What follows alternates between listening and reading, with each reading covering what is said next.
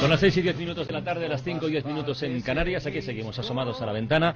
Escribió sobre nuestro invitado el periodista y escritor Gonzalo Sol. Escribió, entre otras cosas, que le gusta el vino tanto como las flores y que le gusta también ir lejos, pero para volver a su tierra del Duero, para estar con amigos y, decía, juntos, charlar con sus vinos suculentos.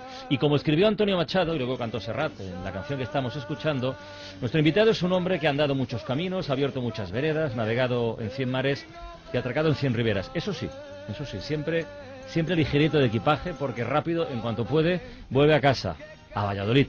A un Valladolid donde encuentra su universo que nosotros intentamos definir con algunas palabras. Vino, Valladolid, viña. Familia, uva, Baco. Ribera del Duero, innovación. Soñar, sostenibilidad. Valbuena, polifenoles. Castilla, humildad. Tempranillo, Ollejos, ciencia. Garnacha, madera. Reserva, elegancia. Chatear, maridaje. Biotecnología, Emina. Tinto, coherencia. Matarromera, prestigio, lealtad. Amor, holística. Éxito, Verdejo, Barrica. Creación, Moro. Carlos Moro, buenas tardes y bienvenido. Muy buenas tardes, Carles, y todos los oyentes. No sabía yo pero me parece que sí, a mí me sirve que Moro podía ser sinónimo de creación. Como hemos dicho una cosa tras otra, ¿verdad? Bueno, sí puede ser, ¿no? Es una palabra un poco creativa. De hecho, no sabemos si es de algún moro que se quedó por allí, por Castilla, o de algún Mauro romano que también se quedó por Castilla. Esta tarde se asoma a la ventana uno de los grandes bodegueros de España, sobre quien se acaba de publicar un libro muy interesante, muy original, titulado Carlos Moro, las raíces de un sueño. Original porque es como un diccionario, y eso es muy útil para estructurar una reflexión, una conversación que nosotros vamos a dividir en dos partes: la vida en general y el vino en particular. Y de las muchas palabras que aparecen en este particular diccionario, quizá la que más nos llame la atención, y seguramente ustedes, si lo han escuchado, han dicho, ¡ay, ¿esto qué significa?, es la palabra holística. ¿Qué es exactamente una persona holística, señor Moro? Bueno, holística es una palabra de origen griego, el holos, que significa el todo. Entonces, es algo que a mí particularmente me gusta, el contemplar el conjunto de las cosas, la globalidad de las cosas. Los temas no son solo puntuales o son solo una dirección, sino que son temas que abarcan todo un conjunto de elementos, ¿no? Es el todo, ¿no? El holos. Sin embargo, no parece estar muy de moda en ningún ámbito de la vida, por ejemplo en la política, el matiz. Esta tarde hemos entrevistado al primer secretario de los socialistas catalanes, que está atrapado en un callejón de complicada salida entre la disciplina de voto con sus compañeros del PSOE o la coherencia con sus electores catalanes, a los que prometió que estaría de acuerdo con lo de una consulta para el derecho a decidir. Claro, a Pere Navarro y a otra gente en otros ámbitos les dicen, muy bien, holístico es muy bonito, pero esto es ni chicha ni limonada. ¿Esto sería el reverso de la moneda? Yo creo que es compatible. En un vino hay que contemplar el conjunto de los elementos, en una vida igual, pero luego los matices son absolutamente importantes. Ayer estábamos en una cata revisando unos vinos, contrastando si estaban bien o mal, o daban el nivel máximo que nos gusta, y yo les decía, la diferencia entre un vino muy bueno y un vino excelente, son matices, son detalles, pero estos detalles son difíciles de alcanzar. Hay que cuidar hasta el último detalle. Es como el fútbol, ¿verdad? Que los grandes partidos se deciden por pequeños detalles, por pequeños claro, momentos. Es que entre el Madrid y el Barcelona, claro, que tenemos, ¿dónde va a estar el punto? Pues en un fogonazo o en dos, en una brillantez de una jugada, en una chispa que da lugar a pasar de lo bueno a lo genial. El diccionario de Carlos Moro es un diccionario vital muy completo, donde aparecen palabras y apellidos, Rajoy, Rubalcaba, ideología, política, crisis. ¿A usted no le ha tentado nunca la política? No, absolutamente nunca. ¿Por no ser esclavo? Sí, ¿por no ser esclavo de una ideología o por qué exactamente? Pues yo creo que porque me gusta mucho la creación y la libertad. Pero usted es un defensor de lo público, seguramente por su etapa. Absolutamente. Yo, que soy de origen agrícola, mi familia toda agricultora, viticultora, quizá por eso pues se me aconsejó ser funcionario. Y yo como buen... Tuvo 7 años, ¿no? Como buen hijo, sí, 7 o más, pues hice unas oposiciones, pertenezco a un par de cuerpos superiores y trabajé en la administración con gran denuedo y con gran orgullo de estar en ella, ¿no? porque creo que hay fantásticos funcionarios, hay unos profesionales absolutamente maravillosos que yo no me he encontrado de ese nivel fácilmente en otros entornos. Diría que somos poco holísticos a la hora de analizar o de opinar hoy a menudo, no siempre, de los funcionarios, por ejemplo. Pues sí, porque muchas veces simplemente se opina de lo más cercano, o de aspectos muy puntuales, o de tu incidencia que puede ser incluso negativa, y la entiendo que sea negativa. Yo como ciudadano me quejo mucho, pero a veces pues no es cuestión únicamente de personas que hay excelentes, sino pues de circunstancias, de la normativa, de la legislación, de la burocracia tan extrema. Pero yo creo que una de los pilares fundamentales de la estructuración de la administración es el gran funcionariado que tenemos en España. ¿Existen palabras malditas en su diccionario? Se lo pregunto porque hoy hemos destacado como noticia, y desde luego nos llama mucho la atención. El Gobierno de Castilla-La Mancha ha prohibido que en las comunicaciones a familias afectadas por desahucios se utilice la palabra desahucio. Entonces uno ya empieza a pensar que si también recortamos en palabras, mal vamos, porque usted desde luego utiliza la palabra para describir una vida, una manera de pensar, una manera de entender los proyectos, la empresa, el vino, ¿verdad? Bueno, por eso no podía ser político, porque digo lo que creo cuando me parece, sigo un poco como dice Julián Marías, primero intento cargarme de razón, después sigo cargándome de razón y después lo digo con suma educación, ¿no? Pero digo lo que creo. Carlos Moro es implacable en muchos pasajes de este diccionario tan particular, pero sobre todo en una palabra que es corrupción. El otro día escuchamos al presidente del BBVA, Francisco González, decir, si tuviéramos que elaborar una lista de los principales problemas que tiene este país, el primero es la corrupción. Usted, que es empresario, ¿está de acuerdo en eso, señor Moro? Bueno, yo creo que hay algunos problemas. Desde luego, ahora está muy en boga este tema, pero yo creo que cuando se tomaron las referencias para escribir el libro los periodistas, era mucho antes de este momento vital, ¿no? Yo creo que es algo permanente que hay que tener en cuenta. La corrupción es una lacra realmente execrable que daña cualquier institución, cualquier empresa, cualquier organización que se precie, ¿no? Y yo creo que resta mucho de los valores éticos, que es algo que empezamos a perder. ¿Dónde nace todo esto? Bueno, pues nace de una ética y de una moral que debe tener, yo creo que la sociedad, que deben tener cada individuo y que a veces pues se está perdiendo. Y eso al final perjudica enormemente. Cifran económicamente lo que supone la corrupción en España en varios puntos, o en algún punto y medio, 2 del PIB. Pero yo creo que algo mucho más daña pues la credibilidad y daña la confianza en las personas, en las empresas, en y las la famosa marca España, ¿verdad? Por supuesto, ¿no? Yo hablo con muchos empresarios. Estamos Eso iba a preguntarle. Sí. ¿Cuándo ha tenido que dar explicaciones por última vez a alguien de fuera que le diga, oye, Carlos, ¿pero qué os pasa? ¿Qué os está pasando? Pues en China, en una reunión, una empresa concretamente china, de estatal, y claro, pues yo iba a hablar de mi libro, que hoy día pues son sobre todo mis vinos, Matarromera, Emina, etcétera. Y lo primero que me preguntaban es ¿qué pasa España? Que ¿cómo se encuentra? ¿Qué situación económica tiene?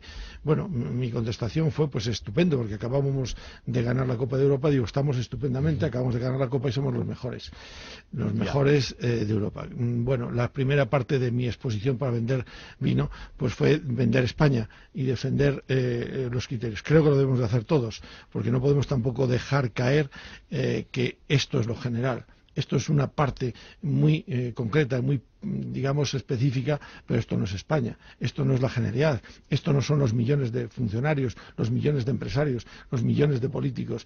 Y creo que tenemos que poner cerco a esas cosas, y también tenemos que, cuando salimos y cuando defendemos vamos con la camiseta de España, pues también nuestra parte que nos toque de defenderlo, ¿no? Hemos anotado muchas palabras en este diccionario particular de Carlos Moro, en este libro Carlos Moro, Las raíces de un sueño. Voy a quedarme con 3 ahora. Elegancia, coherencia y humildad. ¿Elegancia qué es? ¿Un señor que viste bien o no solo? Pues no, yo considero que elegante es un vino que finalmente es algo que destaca por sus cualidades. Yo creo que elegante puede ser un señor que vista bien, o una señora. A mí me gustaría más una señora, pero no tiene por qué vestir con tocados de seda o con cualquier otra figura económicamente valuable, sino con algo que encaje con la personalidad de esa persona, de esa mujer o de ese hombre. A lo mejor puede estar estupendamente en un pantalón de pana en el campo o con un pantalón de paño en la ciudad. Yo creo que lo importante es pues ser auténtico en lo que haces y obviamente también tener un cierto estilo y cierta clase que la gente cuando va cultivándose, cuando va conociendo, pues va adoptando cada vez más, ¿no? ¿Qué es la coherencia en la vida de Carlos Moro? Bueno, yo creo que la coherencia es seguir los criterios que tú has gestado, que tú has mamado, que tú has vivido y llevarlos a cabo y a consecuencias, ¿no? Si tú eres coherente en una forma de ser y de actuar, pues creo que lo tienes que llevar a cabo en todos tus elementos de la vida, en tu entorno personal, en tu entorno de amistad, en tu entorno de la empresa, en tu entorno de las relaciones públicas y en tu integridad holística en ti mismo. Y a un empresario de éxito, a un gran bodeguero como usted, la humildad, aunque seguramente se la inculcaron de pequeño, ¿dónde le queda a día de hoy? Bueno, yo siempre lo aprendí en casa. Nosotros éramos una familia agricultora, bueno, no éramos de los más pequeños, pero siempre en mi casa parecía que éramos igual que los demás, exactamente, y que teníamos que trabajar y teníamos que ahorrar y teníamos que guardar las cosas y no estropearlas y no gastar energía, etcétera, etcétera, ¿no? Yo creo que hay que decir, y yo digo a toda mi gente y me digo a mí mismo, que hay que tomar las cosas con una cierta relatividad.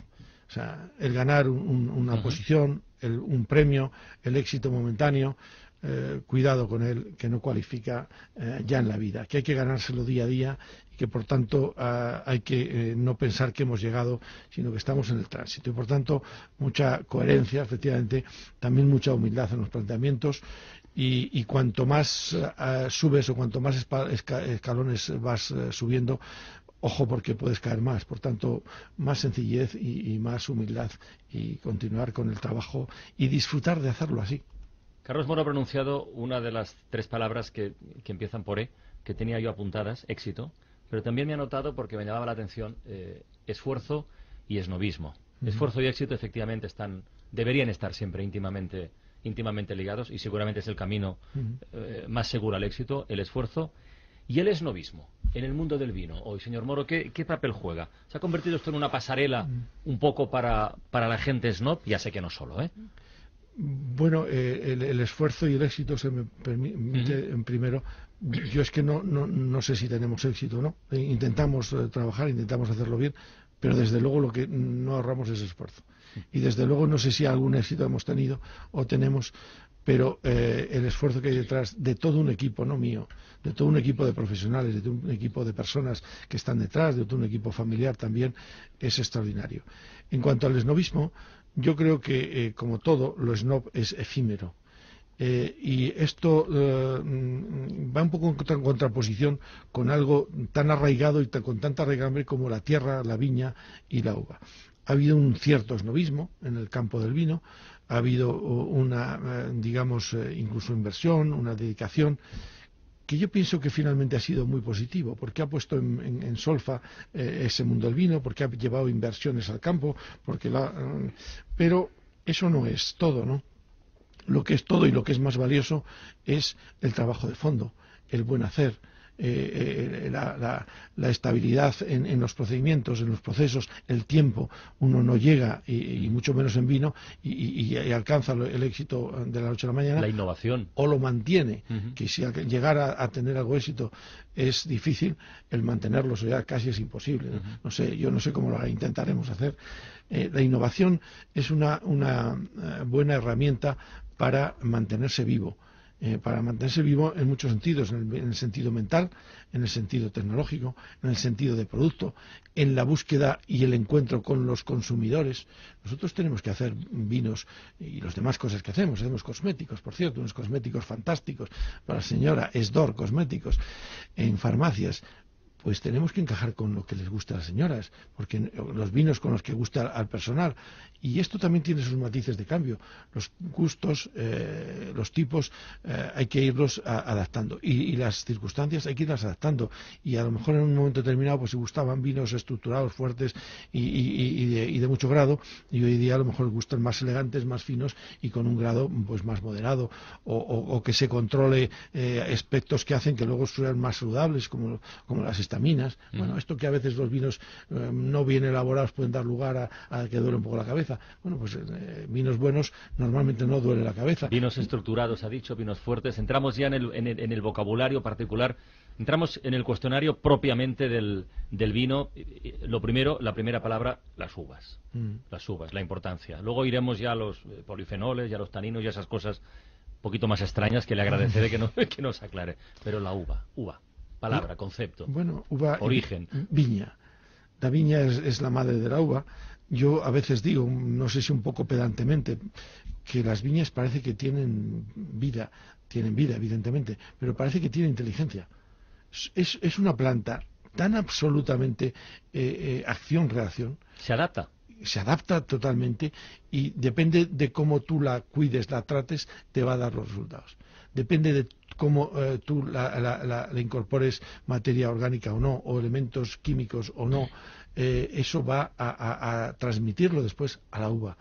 Depende cómo la podes, en qué manera y con cuánta cantidad y cuántas yemas dejes, va a definir exactamente qué cualidades va a tener. ¿Pero es una planta la uva. agradecida o muy exigente? Es muy agradecida, es una planta muy rústica. Podemos ver aquí en nuestra tierra de España cómo encontramos viñedos en las zonas más recónditas, prácticamente desde Gibraltar hasta el norte, hasta los Pirineos y ahora también hasta Asturias, ¿no?, que está haciendo vinos, desde terrenos absolutamente pobres y secos hasta otros pues más fértiles, pero siempre con una producción de uva que se adapta y que te da en función de lo que tú le hayas dado, en función del terreno que tenga, de si tiene suficiente humedad, de si tiene aportes orgánicos o no, de si se le poda y se le exige un esfuerzo mayor o no. Realmente es una planta sumamente inteligente, con lo cual hace que el hombre inteligente pueda llevarla a conseguir cualidades inteligentemente buenas. Antes me comentaba, pues hay un vino de determinada zona del sur de España que no es habitual y que está muy bueno, evidentemente, porque han sabido adaptar la cantidad, la cualidad, la altitud, el tipo de viña, la variedad al sitio, al lugar y al momento. ¿Usted se da cuenta de la pasión con la que habla de lo suyo? Pues no, porque hablo de forma natural. O sea, siempre me lo dicen, pero es que me sale sin quererlo. A ver, Carlos Moro, ayúdenos. Taninos. Para los oyentes de La Ventana, taninos. Pues muy sencillo. Que lo ven en las fichas, en esas notas que dice un sabor a frambuesa que recuerda vagamente no sé qué, tanino fuerte. Y dices, bueno, traducción, taninos. Bueno, los taninos son unos componentes orgánicos que están en el vino y que son los que le dan, digamos, ese esqueleto, esa estructura, y que depende del tipo de taninos le va a hacer que sea pues más redondo y por tanto tomas un vino que es más suavecito o es más rugoso o menos, digamos, afinado, y va a hacer que sea el vino más áspero y que sea menos agradable para tomar. Polifenoles.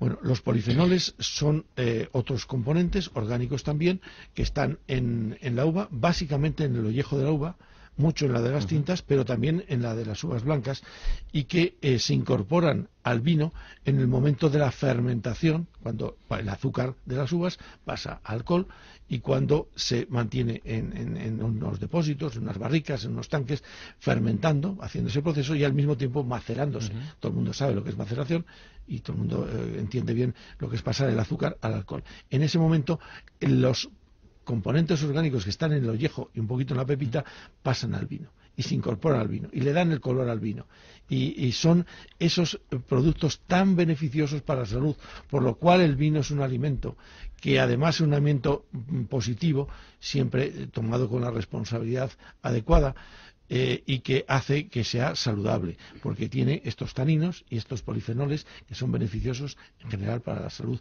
de la mayor parte de las personas, no a todas, y tiene sus contraindicaciones, pero en general. Vamos a las palabras casi sagradas ya. Matarromera.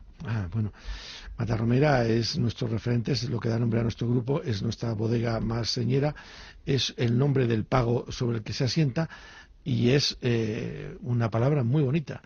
Es la mata del romero, es la planta del romero.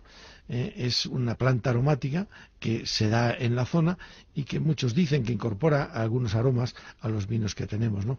Pero sobre todo pues se ha convertido en un referente de vinos de calidad, en un referente de intentar hacer bien las cosas, en un referente de empresa y en otras cualidades que yo creo que son positivas, pero sobre todo en un producto, en una marca que gusta pues a millones de personas en el mundo, que hace que esté en 80 países y demás. Y más sagrado aún porque tiene que ver con los monjes, Emina. Bueno, Emina es una palabra preciosa, es una palabra que significa una medida. Sí. Es una medida castellana antigua que proviene de una medida romana, no sé cuántos estarios. En definitiva, es como un cuartillo, es como un cuarto litro, es aproximadamente 2 copas, y es la cantidad de vino, la medida de vino que tenían asignados los monjes cistercienses en general, y en particular los monjes del monasterio de Valbuena, de Santa María de Valbuena, donde nosotros nos ubicamos y donde dimos lugar a una bodega que le dimos este nombre, la Emina, para que todo el mundo pueda acceder y tomarse su Emina, que es bueno, saludable y positivo. Estamos disfrutando muchísimo La Ventana de esta conversación con Carlos Moro, y tenemos un pequeño regalito muy modesto para él, ya que estamos en la radio y la radio se viste de sonido fundamentalmente. Valladolid es su tierra.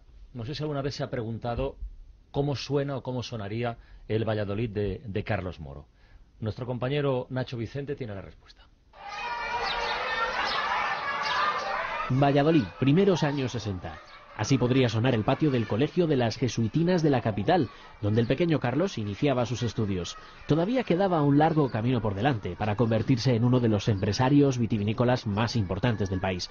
En aquella época seguro que soñaba con emular a Cacho Endériz o a Morollón, algunos de los grandes jugadores del momento en el Real Valladolid. Eso sí, no solo pateaba el esférico del balompié, sino también el oval del rugby. Vamos, que de alguna manera ya le empezaba a tirar el campo. Aunque seguro que también se acercó en más de una ocasión a los cielos, en el aeropuerto de Villanubla. Porque Carlos Moro estuvo durante cierta época muy vinculado al mundo aeronáutico, por ejemplo, como miembro del Comité Intergubernamental de Airbus. Aunque ahora lo que le queda más cerca de casa es el ferrocarril. Próximo tren con destino Medina del Campo, situado en vía 3. Y es que nos han dicho que vive en el centro de Valladolid, junto a la Estación del Norte, y resulta que enfrente también tiene unos vecinos muy notables. ¿Lo adivinan? Pues sí, su domicilio se encuentra frente a los estudios de Radio Valladolid. No es mala elección para un amante de la naturaleza como él, porque también tiene a tiro de piedra el gran pulmón de la capital, el Campo Grande. Aunque nada como la naturaleza auténtica, la de los campos de Castilla, en los que se sumerge cada fin de semana para pasear entre esas vides a las que consigue arrancar lo mejor de su fruto. Ya lo cantaba un grupo de la tierra, Candeal. Ambos darán vuestros campos, vino darán vuestras viñas. Ser un apasionado del trabajo no le impide a Carlos Moro interesarse por la cultura y el arte. Entre sus preferencias están las exposiciones de arte sacro de Castilla y León, denominadas las Edades del Hombre.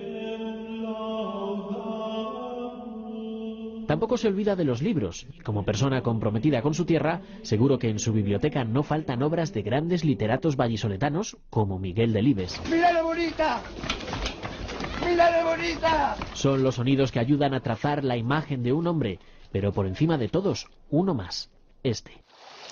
El de un río, el del Duero, en cuya ribera Carlos Moro se ha convertido en hombre de vino, experto en viñedos, licenciado en cavas, doctor honoris causa en bodegas y garante de los secretos de Baco.